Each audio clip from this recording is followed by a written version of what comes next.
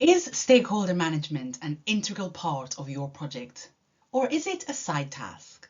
Because really, there are quite a few approaches that people will take towards you and your project.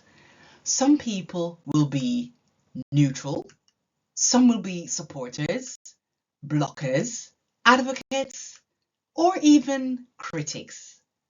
Stakeholder management is the process of maintaining good relationships with the people who have the most impact on your work. Communicating with each one in the right way can play a vital part in winning and maintaining support for your project.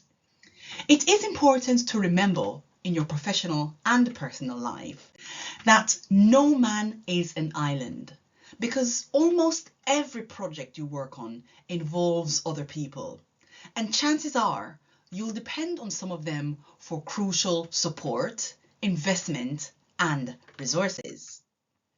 The way that you currently manage your stakeholders is now most likely influenced by the size and complexity of your project, the amount of help you need to achieve the results you want, the time you have available, and also your knowledge in this area.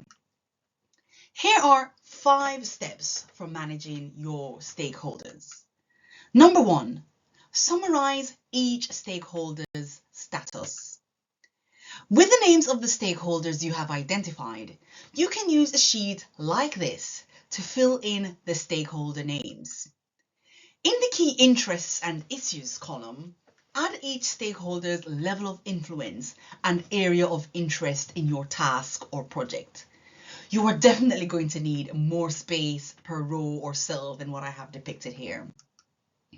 Then, in the current status column, add your assessment of where they stand in respect to being an advocate, a supporter, are they a neutral person, a critic, or a blocker. Second step is to decide what you want from each key stakeholder. Look at your list of stakeholders and think about the level of support that you want from each one. Is it high, medium, or low? Enter this value in the desired support column on your worksheet. What role would you like each one to play in your project, if any? Will you need full-time technical support, for instance, or just ad hoc advice? Note this down in the desired project roles column. Try to be as detailed as possible about what you want from your stakeholders. If there are any specific actions that you need them to take to move the project forward, write them in the actions desired column of your worksheet, and make sure that you can explain why these actions are so important. Step 3, identify your key messages to each stakeholder. Think about what you need to say to persuade your stakeholders to support you and to engage with your project. What is in it for them?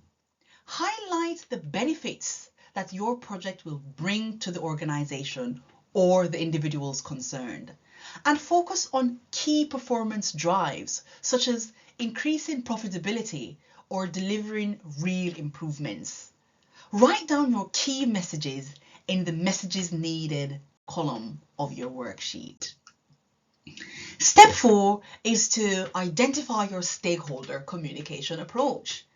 This involves giving consideration to how you will manage the communication to and the input from your stakeholders.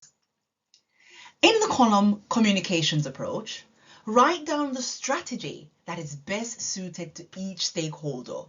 The options are either to manage closely, keep satisfied, keep informed, or monitor. Focus on the most important stakeholders first and the less crucial ones later. Refer back to your power interest grid if you need to. Devise a plan that communicates with them as simply and efficiently as possible, with just the right amount of appropriate information. Consider how often each stakeholder will want to receive updates and in what form. Would they prefer email or face-to-face meetings or visual updates? such as Gantt charts, for example. Remember, your goal is to keep your stakeholders engaged and supportive. So take care not to overload them or to waste their time. Also, think about how you can win over or neutralize the opposition of skeptics. Where you need their active support, think about how to raise their level of interest. For example, could you show them a prototype of your new product or service, or persuade another influential stakeholder to present the project to them? Write down your plans in the action and communication column of your worksheet. Step 5 is to implement your stakeholder management plan. Once you have prepared your plan, you can start to implement it. Aim to make stakeholder management an integral part of your project rather than treating it as a side task. As with all plans, it will be easier to implement if you break it down into a series of small, achievable steps, which you action one by one.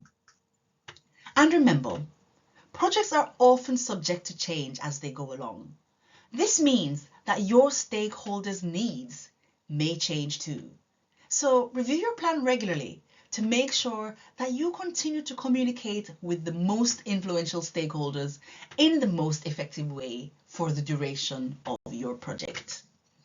Consider the impact that your project will have on your stakeholders and manage their expectations by letting them know as soon as possible of any difficulties that arise.